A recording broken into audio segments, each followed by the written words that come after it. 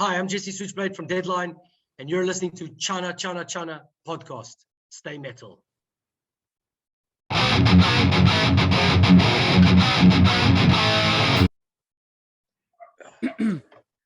Hi everyone, welcome to another episode of my podcast. We have a very special guest today joining all the way from South Africa. We have Jessy Switchblade of Deadline joining the podcast. Hi Jessy. How are you doing? Are you well? I'm good. How about you? Good. Been a bit sick this week, but good. So Jessy, how is the situation in South Africa? I know that you guys are playing live now, right? Yeah, we're playing small gigs, but obviously they only let X amount of people in per venue. And although they ask us to practice social distancing and stuff, it's not that easy when you play live. Right. But I mean, it's like you are limited to 50% of capacity. Oh, okay. Yeah. So yeah, and most of the venues are very small anyway. So unfortunately, metal isn't very big in the country. So most of our venues are, yeah. even if we were at full capacity, I don't think many people would be at risk. Right. So what was your last gig? So we played a very interesting gig last weekend near an airfield, at a bar near an airfield. It was actually a goth party, and they do these monthly goth parties every Sunday, but they haven't done one for 3 years. So they decided to have their first comeback show last week, and they asked us to play. It was very interesting. Very interesting. Yeah. So Jessy, for people who don't know who Deadline is, can you quickly tell me about Deadline? How would you describe Deadline, and also tell about the lineup? So we're an old school heavy metal band. We kind of have we hard to, so we call ourselves the new wave of South African heavy metal because it's hard to give us a genre. You can hear the older influences, like in my voice you can hear the Metallica, in the riffs you can hear the Judas Priest and the Iron Maiden and the Accept. Right. Some people hear Hammerfall, some people hear Blind Guardian, some people. So we basically take the best of all those worlds from back in the 80s, early 90s, and we mash it all up into what we call new wave of South African heavy metal. We're a 5-piece band. We've got a drummer. His name is Dizzy Sticks. We got a bassist called Damien Dredd. He's just recently joined the band in November. He replaced our original bassist, Baz Steele. Then we got 2 lead and rhythm guitarists, the Sculprit and Judgmental, and then myself on vocals, Jessy Switchblade. Right. So Jessy, before we talk about Deadline, can you tell me a little bit about your childhood and your earliest memories of music? Earliest memories of music. So look, for as long as I remember, I always wanted to be a professional football player. And my parents tried to get me into music, but I just wouldn't bite. And so I eventually heard Dire Straits. And Dire Straits was like my gateway drug. From Dire Straits, I got Queen, from Queen to AC/DC to Led Zeppelin. And then one day I went to Portugal because I'm actually Portuguese. Most of my family is in Portugal. And I went to Portugal, and my cousin was obsessed with Iron Maiden. I used to go to Catholic school. They used to tell us that Iron Maiden was satanic. And he had all the posters on the wall, and I was in love with it. I was like, what is this? Whatever this is, I want a part of it. So the one day, just before lunch, I asked him to play me to play me Live After Death on vinyl. Right. When I put Live After Death on, I became, I don't know if it was obsessed, addicted, transfixed, possessed, I don't know. Since that day, I've sworn allegiance to heavy metal. I think after Winston's, do you know Ace's Eye off that album? After Winston Churchill's speech comes on Live After Death, and then it goes straight into Ace's Eye. Right. Something went off in me, and I was like, whatever this is, I want to be a part of it. I think I listened to it 10 times in a row. The second song on the live album is 2 Minutes to Midnight. I only got 2 minutes. I only got to 2 Minutes to Midnight like an hour later because I kept playing Ace's Eye over and over. Right. So how did that? I mean, did you try how did you figure out that you want to become a vocalist, or did you tried out, like been playing guitar, or what how was the process? So, when we were young, so when I got into heavy metal, it was 1991, 1992. So we at the same time, grunge started becoming a thing. Right. And I got into the heavy metal genres very quickly. So I went from Maiden to Halloween to Metallica, Megadeth, Anthrax, Slayer, Cannibal Corpse, Carcass. So within months, I had gone through the most extreme genres. And then I discovered grunge, and I quite enjoyed grunge, unlike most other metal groups. I loved Alice in Chains, loved Soundgarden, loved Pearl Jam. So my earliest sort of idea of starting a band is I started a grunge band. Right. Called Dive, which was named after a Nirvana song. And I used to play guitar and vocals, but very quickly realized that I can't sit still. And I love throwing myself off speakers, and I love jumping into the crowd, and I'm a very busy frontman. So I was like, I can't do this with a guitar.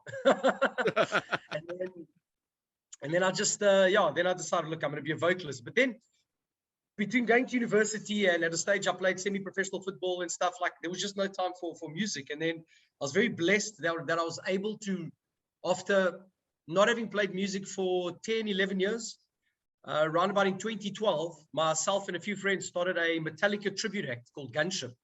Right. And that was the first time I decided to take it seriously. And then, and then like I could do what James Hetfield is doing vocally, but I could jump up and down and throw myself into the crowd and just add that extra bit to the show. And then, I never looked back after that. Right.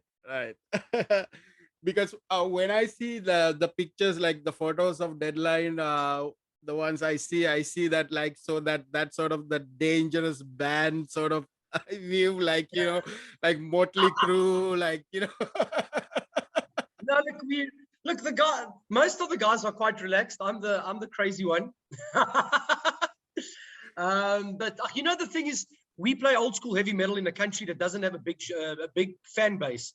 And the people that do listen to metal, they listen to either metalcore or deathcore or death metal. So our thing is, when we go out to put on a show, we go on to put on the best possible show. So Deadline show is, I sing with a 2-meter long chain.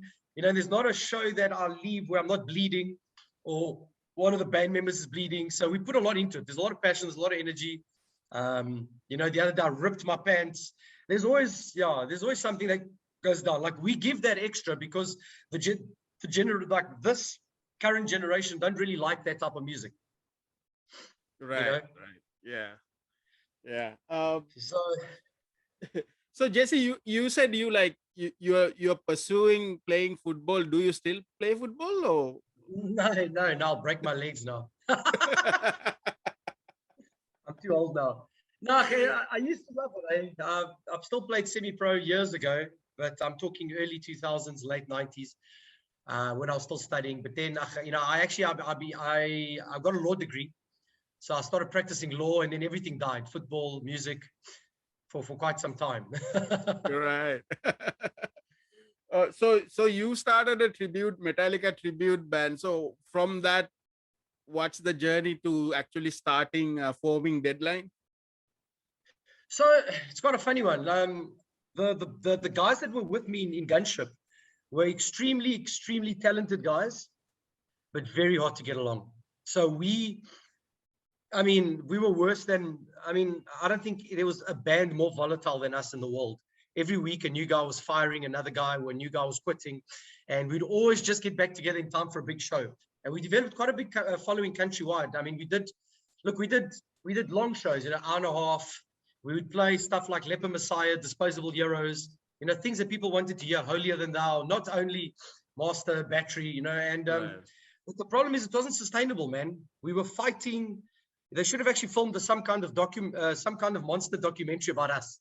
And then at the same time, when we lost our guitarist, Raven Chaos, the guy that started Deadline, he came to audition for us, and he failed miserably. Sorry, Raven. And I then called him aside, and I was like, play some of the stuff, some of your riffs. And he had very nice, catchy, basic hard rock riffs. And I was like, why don't you start a band? And he then took that and spoke to our friend Basil, who's biggest metalhead you'll ever meet, but he never picked up an instrument, and he taught Baz how to play the bass guitar. And that's how Deadline started. He then came up to me a few weeks later, and he was like, would you mind helping lyrics and just assisting with what the song needs, arrangements, things like that. And at the time, I just made a promise to him. I was like, sure, I'll do this. If you form a band, I'll be in the band, and let's get this thing going. But at the start, I didn't want to be in it, but I'd made a promise. So I ended up I was in Gunship, I was in Deadline, and then I started a Motley Crue tribute act called Motley Who. I was on bass.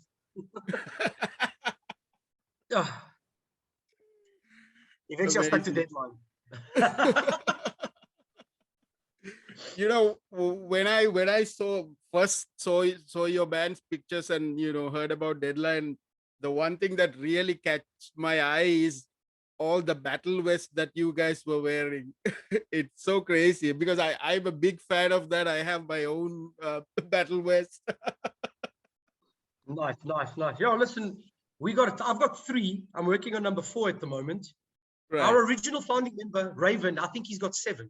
So I think, look, it comes down to our scene had become very, if you come to South Africa, like I told you, it's very metalcore, deathcore. The guys don't really wear the leather pants. The guys don't wear the battle jackets. And we generally, we're very blessed. We're able to travel overseas every year to go to festivals, to go to Wacken, to go to Graspop, to go to Hellfest. So we just decided to bring that back. And you'll be surprised, from the first time we played in 2015 to now, you'll be surprised how many people are now wearing battle vests at South African metal shows. It's incredible. Right. Yeah. It's really something that set apart that old school metalheads, right? 100%. If you see someone in a battle vest, you're like, hey, you one of me. Right. It's that form of identity. You want to chat that guy, you want to have a beer with him, you want to know about those patches. Yeah. So you said you have 3. What do you have on your back patch? So one is my favorite album, one is my favorite band, and one is my favorite album artwork, something like that. So my one, I've got Appetite for Destruction, which for many years was most probably my favorite album of all time.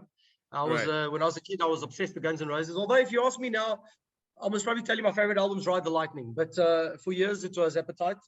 Then the second one I've got is my favorite band, Iron Maiden. I've got Somewhere in Time. And then my third one, I've got one of my favorite album covers, which is Screaming for Vengeance, Judas Priest. Yeah. Yeah, fuck. It doesn't get better than that. And now the new one I'm making is with a Deadline backpatch. Right. Yeah, I have one. My backpack is the James Hetfield patch. Eat fuck the patch. Yeah. That's cool. Yeah. That's cool. How is the scene there by you guys? Yeah, I think Philippine the scene is quite. There's a big following, and we are not very choosy in a sense because we follow like any band that comes over here, we will go and watch. So great. There's a big underground following also especially for black and death metal. There's a big following. There's a lot of local bands for thrash and glam stuff. It's bit less, but I used to host guest host a show on radio. It's still on. It's called Adults Only. We play glam rock, all the 90s stuff. So it's so cool. I really love those thrash and then also glam. I really love those music. Yeah, thrash is my favorite genre. Right. Thrash is far my favorite genre. Yeah. So Jessy, can you tell me a little bit about your music? Because I know that you have an album called Blackpool City that was like released in 2017. Was that the first release? Yeah, that was our debut. We were still finding our feet, so it's kind of more of a hard rock album than a heavy metal album. There's 3 songs on there, 3-4 songs that are, when you hear them, you're like, okay, these are old school metal songs, and then there's like another 3 or 4 that are more like hard rock. But at the time, we were still finding our feet. When we started, we didn't know whether we wanted to be a glam rock band or a hard rock band or heavy metal band. That's how we got the stage names. We tried to do that whole we've all got different stage names, and we were thinking along the lines of what Motley Crue did, and Guns N' Roses, with the Slash and Axl Rose and Nikki Sixx and things like that. Right. And then we kind of found the niche in the people in the metal scene started loving us, and they started taking to us. So we thought, I think, because we tried to play some gigs in the rock scene, and we weren't so well received. So, and then I think that kind of answered itself. So there's songs on the first album called White Death, Break the Silence, Hostage Demonica, Lilith Immortal. Those are more metal. When you hear them, you hear more old school metal influences. So we then took that to the second album. And then the second album is a much heavier album, much faster album, much heavier, got a lot more power metal influences, thrash metal riffs on the verses. So, yeah. So I think we've kind of found our niche now. Right. So when you say the second album, that is the Cathedral Point, right? Cathedral Point, yeah. Yeah, we released that during the first lockdown. Right. Yeah, that happens in 2020. I actually love the song. You have a song called Shapeshifter on that album. Oh, yes, right? Yeah. Yeah, that's an unusual one, because you can hear sort of industrial and new metal influences there. Right. So, funny enough, when I wrote the vocal melody, I was inspired by the Deftones, believe it or not. Just the way that Chino Moreno writes his vocal melodies. So it's a different song. I love playing it. It goes down live so well. Yeah, maybe that's why I like it, because I actually love also Deftones. I've seen them live a few years back, so it's really nice. Yeah. It's I actually got the chance to. We had this, there was like a pre-gig before the gig, like before the show, they were like going to raffle off like some tickets for meet and greet. And they had like 15 tickets, and only 15 people came to that gig. So everybody got got the ticket to like meet them. Meet the band. Wow, that's incredible. Yeah, that was like one of the experience. So Jessy, I really love the EP that you guys put out in 2020, Abigail Script. You do like some amazing covers, like you did Holy Driver, Rebel Yell, and Square Hammer of Ghost. Wow. Can you tell me why decided to do a cover album, like instead of doing your like originals? So you know what, we're still busy writing for the third album. And we found, obviously we're a part-time band. We've all got full day jobs and everything. And we found that we took too long between album 1 and album 2. So we just wanted to release just new material just to keep us relevant in the scene, in the South African music scene. And the reason why we did covers is every band at some point in their lives record a few covers, and we play Square Hammer, Rebel Yell, and Holy Diver regularly at our shows. Like, we always play a cover or two in a show, because we find if you're playing in a new city or you're playing to a new crowd, if you lose them, you need a cover. Because the minute someone hears a cover, they get excited. And, nothing excites metalheads more than Holy Diver. So we decided to do that. We thought, okay, let's do that. And then we thought, let's continue and let's actually rework some of our songs. Like, we took Break the Silence and we did an acoustic version, something we thought we would never do. Right. And we were like, let's actually do something, step out of our comfort zone. Because Break the Silence, we wrote against child abuse. And we're like, let's give it a softer approach. And came out beautifully. I mean, if you like it, you like it. If you don't, you don't. But it came out really beautifully. And then we got a song called High Tops and Bullet Bells, which is actually a song that celebrates the glory of heavy metal. And we decided to do a reworked synthwave version of it, which is so ironic because we took a song that glorifies metal and we did an electronic version of it.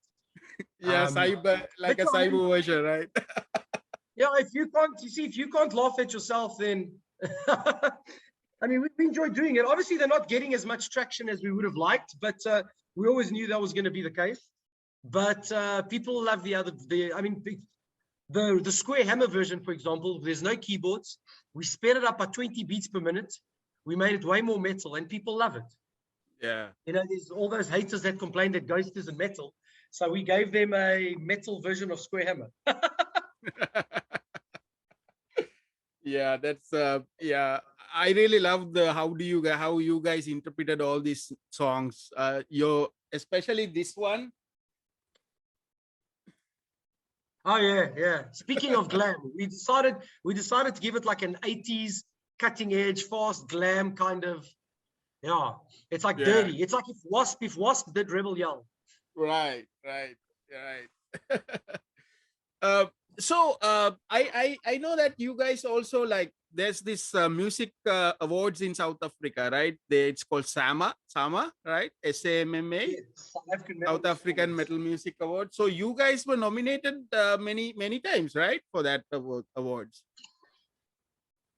We've received, sure, we've received a ton of nominations and we've won 5, if I'm not mistaken.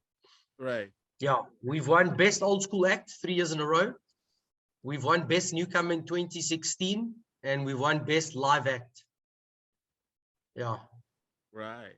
So now we're waiting for the 2021s because we should be down, hopefully, nominated for Best Single, Best Album, and a few other things.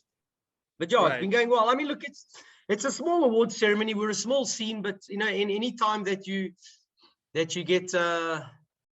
you get a little bit of love and recognition from your fellow peers and the people that come to shows, it's cool, Right. Right. So for the Abigail Script that you released in 2021, how's the response? So it's been mixed. It's been mixed. Everyone has loved our covers, but I mean, everybody that comes to our shows have heard our covers. So and that was another thing. Often I've been involved in some Facebook chats where people fight over who's ever recorded the best version of Rebel Yell, and so many people say, "Have you heard the version from Deadline?" And I'm like, "Well, we don't even have a version recorded, So now we can join the argument. So the covers have gone down well. The other two has been touch and go. Obviously metalheads are very difficult to please. So some of them don't like the synthwave and the acoustic. Others do. Others love the idea that we were able to jump out of our box and actually do that. But so far so good. We've gotten a lot of streams on Spotify, Deezer, Apple Music. We've gotten a lot of love. A lot of this week we made the South African top 40 charts. Rebel Yell came in at number 37, which is great. Right. I mean, it's not our song, but it's not often that a heavy metal band makes a South African top 40. So that's great. Yeah. So what's happening with the new album? So you're working on the third album. Where is it right now? Where are we? Fighting over how many songs are supposed to be in there. Yeah, listen, there's nothing worse than guitarists. They just write and write and write and write. They think that all their songs are going to make the album. Yesterday, I was actually moaning at one of them.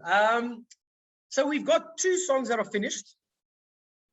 One's called Monuments, very political, and one's called Synthetic Illusions. We've got another 7 or 8 half-finished songs. So next week we were playing a gig. Our drummer's actually leaving. It's his farewell. He's immigrating to the Netherlands. So next week is his farewell gig, and then we're going to take some time off to see if we can finish writing by, let's say, October. Right. Yeah. Right. So I got to know about South African metal scene actually when I met Devo through like Facebook. I met last year, actually, only just last year. Before that, I mean, I was, I didn't know that there was a scene and there were so many bands that comes out of South Africa. So how long you been working with Devo? I think since the beginning of 2019.